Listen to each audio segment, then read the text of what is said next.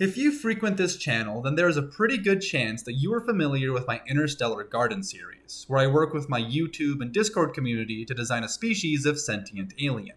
And while the human race has always been an active participant in this speculative universe, I've never really focused on them. I never asked the question of what these far future humans were actually doing before they made contact with the Harlows and the Gabaras and everything else. Until now. Today, and for the next few days, we will be doing exactly that. We will discuss the major galactic superpowers, briefly describe the process of large-scale terraforming, and take a look at one particularly tragic example of genetic modifications of the human genome. But that all comes later. For right now, let's talk about the Terraforming Guild, a Martian-based monopoly that is sort of acting as the primary antagonist of the setting. The guild begins by finding a moon or rocky planet and scrubbing its atmosphere until it's breathable. Then they get to work turning the sand and dirt into a fertile layer of topsoil.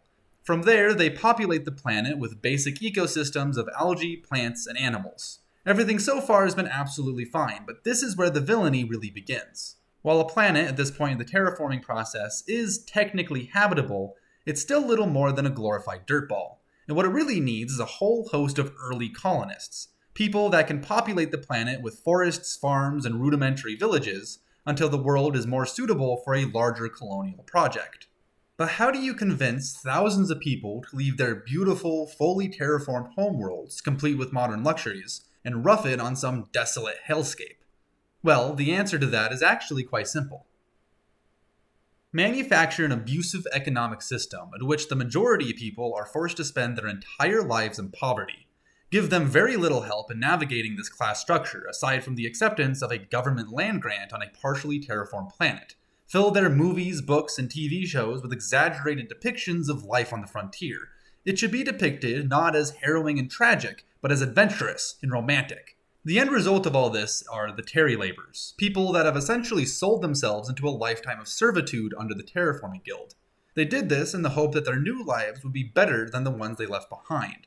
But not only is their new life fraught with giant flying mosquito monsters, it also came package sealed with a pre-existing hierarchy, one that they are squarely at the bottom of.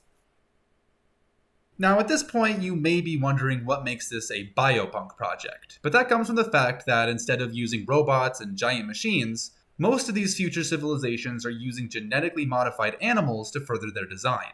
Instead of tractors, they're using oxen. Instead of atmospheric scrubbing units, they're using giant, fleshy blimp creatures. The main reason for this, other than looking really cool, is down to simple economics. It's a lot cheaper to ship 1 million embryos than 1 million tractors. And when they are inevitably due for repairs, it's cheaper to hire a veterinarian than to order a bunch of parts from an entirely different planet, or maybe even a different star system. The biopunk influences will become more apparent over time, but for right now, it's mostly present in the design of the Guild Knights. You can think of these guys as wardens of the terraforming process, and their designs were based off of the exoskeletons of certain beetles. This not only looks cool and kinda creepy, but it also means that their suits of armor are literally alive. Kind of. This is certainly a net positive for all the obvious reasons that a self-healing suit would be cool as hell, but it does come with a couple of pretty severe problems. The main problem is that, without proper maintenance, they may become overgrown, or even outright cancerous, forcing its owner to retire the suit. So my ultimate goal for this world-building project is to release a bunch of really cool short stories that take place in the same setting. The first of these stories will be coming out tomorrow. It's called The Mark of a Man-Killer, and it's centered around a particular kind of Terry labor called the Bolai. These guys are a race of human that have been genetically modified into a beast of burden. And there's a lot more that I could say about them, but that's really all you need to know in order to understand the story.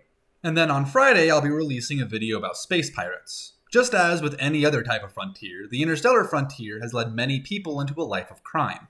And so there are countless warlords, bandits, and space pirates peppered across the desolate landscapes of these partially terraformed worlds. Lastly, on Saturday, I will be releasing another video that will more thoroughly explore the aforementioned Bolais. It will also hint to some of the other genetically modified humans that I have planned for this project. With all that being said, I hope you'll join me over the next few days and the many months that follow as I continue to build this world. But until next time, don't die. I'll see you guys later.